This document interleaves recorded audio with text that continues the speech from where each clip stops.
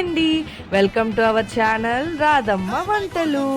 ఇవాళైతే మీ అందరి కోసం ఒక స్వీట్ రెసిపీ అయితే చూపించబోతున్నానండి. సో గులాబ్ జామున్లు అయితే చేసుకుంటున్నాను.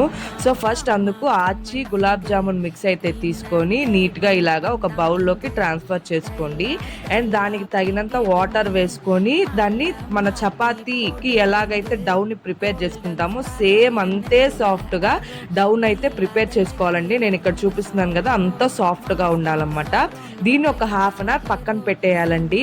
సో అప్పుడైతే మన గులాబ్ జామున్ ఆ బాల్స్ ఏవైతే ఉంటాయో ఆ గులాబ్ జామున్ బాల్స్ అయితే క్రాక్స్ ఉండవన్నమాట.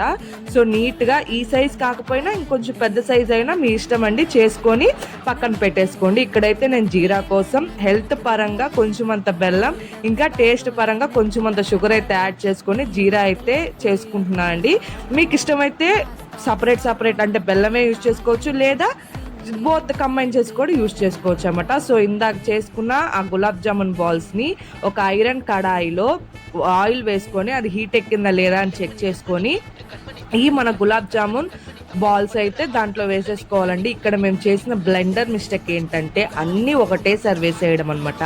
సో అన్నీ ఒకటేసారి వేయకూడదండి, ఎందుకంటే ఇవి కొంచెం ఎక్స్పాండ్ అవుతాయి అన్నమాట.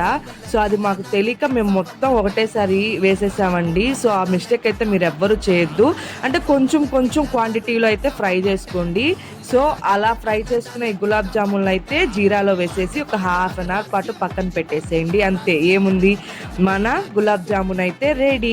ఇంకా లోపల దాకా నీట్గా కుక్ అయిందండి ఈ గులాబ్ జామున్ అయితే. సో ఇలా కుక్ అవ్వాలంటే మీకు ఒక చిన్న టిప్ అండి. సో ఆయిల్ కొంచెం మైల్డ్గా హీట్ ఎక్కినప్పుడే మీరు గులాబ్ జామున్ బాల్స్ అయితే వేసేసేయండి. అంతేనండి, మన గులాబ్ జామున్ రెడీ.